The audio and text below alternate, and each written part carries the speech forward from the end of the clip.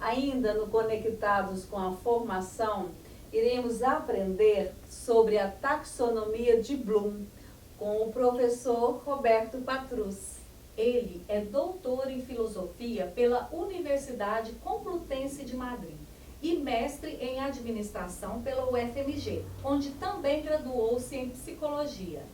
Ele é professor nos cursos de graduação e pós-graduação na PUC Minas, é coordenador do Grupo de Estudos e Pesquisas em Ensino de Administração e Didática.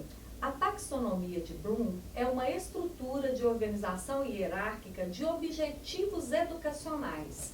Os níveis cognitivos e hierárquicos marcam uma das formas de progressão das habilidades no currículo referência de Minas Gerais. E é importante que o professor conheça a taxonomia de Bloom para preparar as atividades para cada nível de aprendizagem de forma mais assertiva.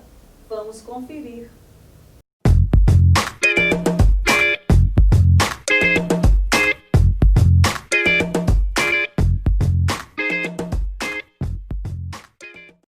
Olá! Vamos falar hoje da taxonomia de Bloom. Preparamos algumas aulas para que você possa planejar as suas aulas, dar as suas aulas e também avaliar a aprendizagem do aluno. Meu nome é Roberto Patrus, eu sou professor da PUC Minas e trabalho no programa de pós-graduação em administração, mestrado e doutorado. Espero que você aproveite as 5 aulas que vamos ter sobre este assunto.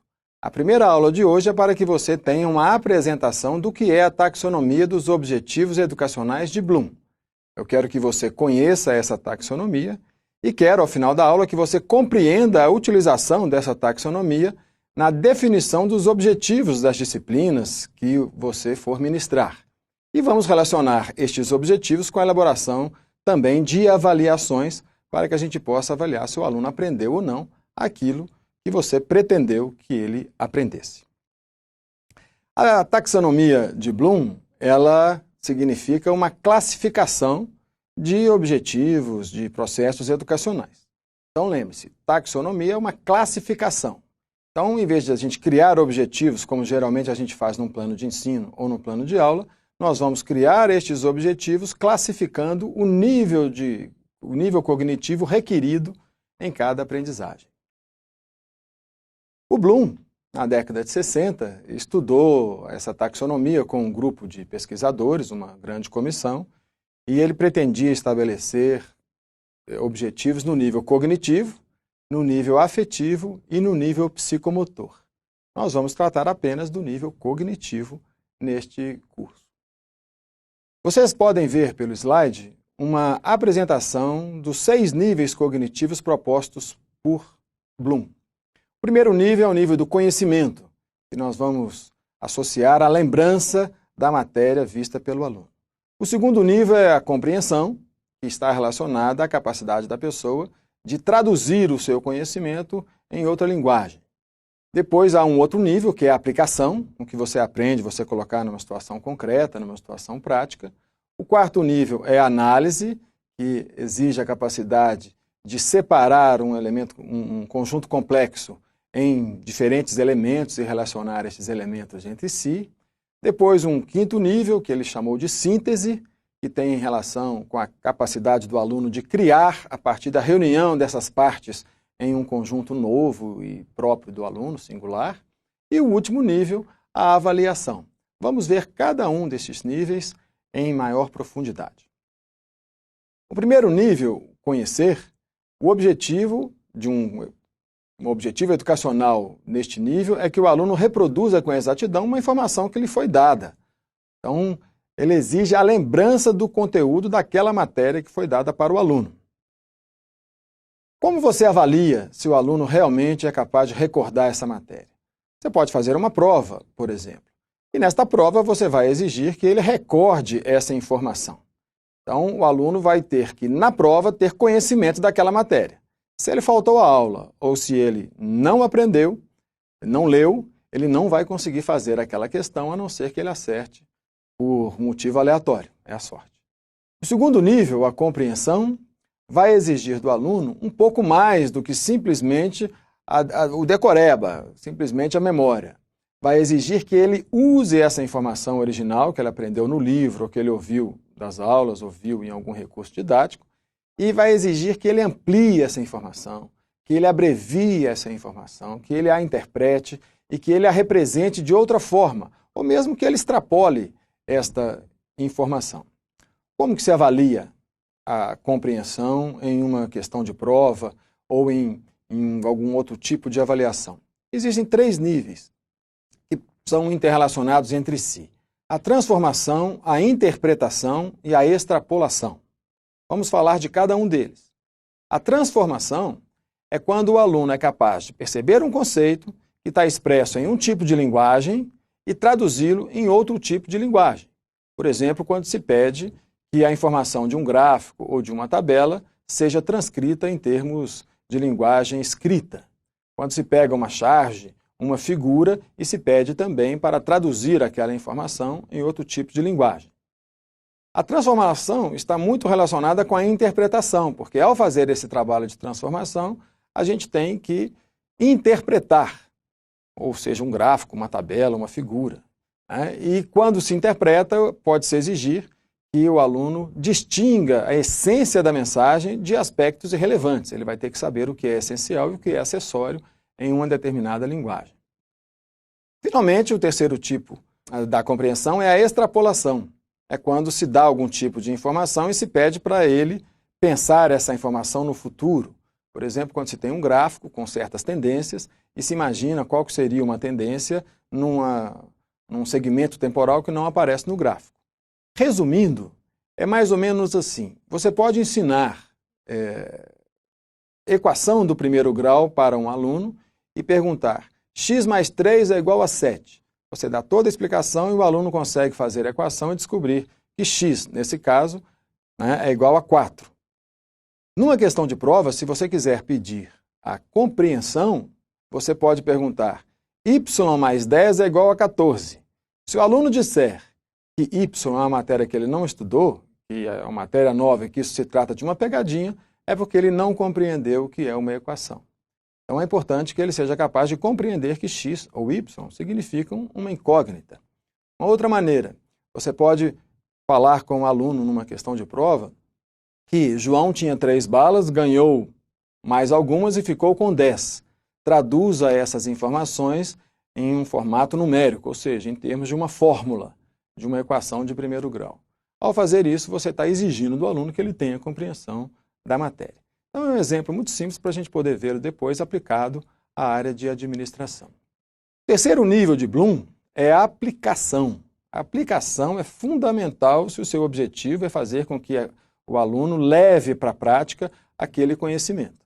Então, vai exigir que o aluno tenha uma informação e saiba aplicá-lo, colocá-lo em situação nova e específica. E isso é que torna a aprendizagem útil para a solução de problemas. Vocês vão ver que nestes cursos, nestes vídeos que estamos preparando, todo o conhecimento que eu estou explicando vai ter que ser aplicado na elaboração de objetivos e na elaboração de provas. Isso é o nosso objetivo de aplicação aplicado a este curso. Como avaliar a aplicação? Sempre é necessário que o professor crie uma situação nova, que não seja um exemplo que tenha sido dado em sala de aula. Ele tem que saber um conhecimento e, numa situação nova, saber como aplicar aquele conhecimento. Por isso que as questões do ENAD, em geral, que exigem aplicação, são mais longas, porque é necessário falar que numa empresa determinada acontece um determinado evento, que o gerente age dessa ou dessa maneira, ou que o rendimento é dessa ou daquela maneira, e depois se pede um conceito aplicado àquela situação. Essas são questões típicas de aplicação. O quarto nível, e aí nós vamos tornando a aprendizagem um pouco mais complexa, que vai exigindo do aluno um pouco mais de inteligência e de abstração, é a análise. O objetivo da aprendizagem nesse nível é fazer com que o aluno separe uma informação em elementos componentes e que saiba estabelecer relações entre esses elementos. Então, se você analisar, por exemplo, a Copa do Mundo, é um fenômeno complexo, é um grande evento na área de turismo, que exige um gerenciamento privado, governamental e também de associações não governamentais. Eu posso pedir uma análise de elementos. Analise o impacto econômico da Copa do Mundo na cidade de Belo Horizonte, por exemplo. Eu posso pedir para fazer uma análise cultural, uma análise esportiva. Eu estou pensando de um fenômeno complexo um elemento. Depois eu posso pedir para relacionar estes elementos, o que vai exigir também uma capacidade maior de abstração. Relacione o aspecto político da Copa do Mundo com a questão econômica. E aí vamos ver como que esses dois fatores se relacionam entre si. E isso torna a análise, por enquanto, o mais complexo dos objetivos educacionais. Como que a gente avalia a análise? Como que se pode exigir do aluno esse nível cognitivo de análise? Eu posso pedir que ele classifique alguma coisa, como, por exemplo, palavras, expressões e enunciados de um texto. Eu posso pedir que ele faça inferências sobre qualidades ou características particulares que não estão explicitadas no texto, mas apenas indicadas ali de forma implícita. Isso vai exigir que ele tenha uma capacidade de separar daquele texto alguns de seus elementos. Eu posso dar um texto e pedir a ele que distinga fatos de hipóteses. Ele tem que saber o que é fatos e hipóteses e separar daquele texto uma coisa e outra. Também posso pedir que ele faça uma análise de relações, inferir a partir de critérios presentes no texto quais os pressupostos, qualidades ou condições subjacentes que devem estar implícitas ou que são exigidas naquele texto. Por exemplo, eu posso pedir para verificar a coerência de hipóteses com certas informações. Eu posso pedir para que ele relacione uma informação que esteja num texto com a informação que esteja num gráfico e verifique se está coerente ou se não está coerente. Posso pedir também que ele avalie a relação de causalidade, se uma determinada informação é causa de uma outra determinada informação. Por fim, podemos pedir também ao aluno que ele analise princípios organizacionais, ou seja, que ele seja capaz de reconhecer a disposição sistemática e a estrutura que conservam a comunicação unificada. Por exemplo, posso pedir a ele, ao apresentar um determinado anúncio, uma propaganda, que ele reconheça as técnicas utilizadas naquela propaganda. Ele tem que saber quais são os princípios de marketing, quais são as técnicas, as possibilidades de técnicas, e ao ver uma peça publicitária, que ele saiba identificar o que foi utilizado ali. Na área social, por exemplo, eu posso analisar um discurso e ver se aquele discurso é um discurso que defende a burocracia estatal ou um discurso que defende o clientelismo. Então você tem que ter uma compreensão dos princípios organizacionais ou princípios teóricos e identificá-lo em um objeto de análise proposto pelo professor. O quinto nível é o nível da síntese, que é o coroamento da aprendizagem, é onde o trabalho deve chegar. O Bloom sempre foi muito criticado por achar que o conhecimento poderia ser dividido de uma forma muito instrumental, de uma forma muito funcionalista, que se pudesse medir exatamente o que aprendeu, mas a síntese é o que coroa essa aprendizagem. É quando o aluno se faz capaz de reunir partes de tudo o que ele aprendeu e com todo o repertório que ele tem pessoal e histórico e de conhecimento de outras matérias e seja capaz de compor algo novo, algo que traga o selo da sua individualidade e que, portanto, deve surpreender ao professor que o avalia. Então não tem como você exigir essa competência de síntese por meio de uma questão de múltipla escolha, onde as alternativas estão dadas. Isso teria que ser por meio de um trabalho de conclusão de curso, por meio da apresentação de um projeto, por meio da criação de um vídeo, da criação de uma peça publicitária, na área de marketing, por exemplo. Agora, não confunda essa capacidade de síntese com resumo. Resumo, você pega as partes e reúne as mesmas partes ali. A síntese, não.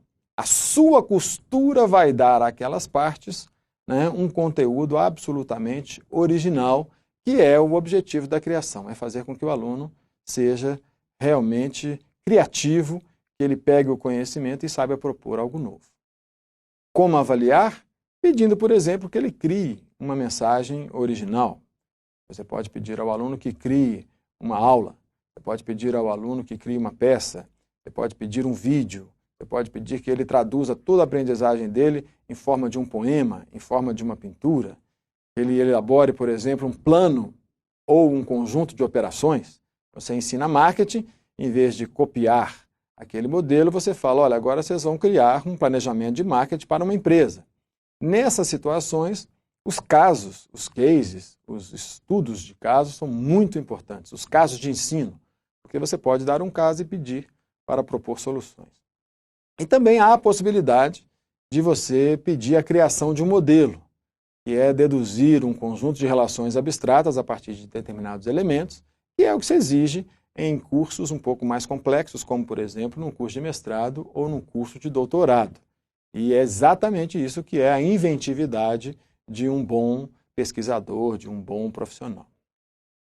O último objetivo cognitivo proposto por um objetivo educacional é no nível da avaliação.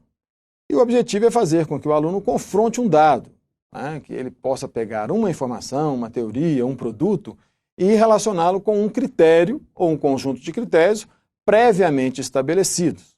Esses critérios podem ser internos ao objeto analisado, como, por exemplo, a consistência de um projeto, se há coerência entre o que é dito na primeira parte e no meio e no fim, e podem ser externos.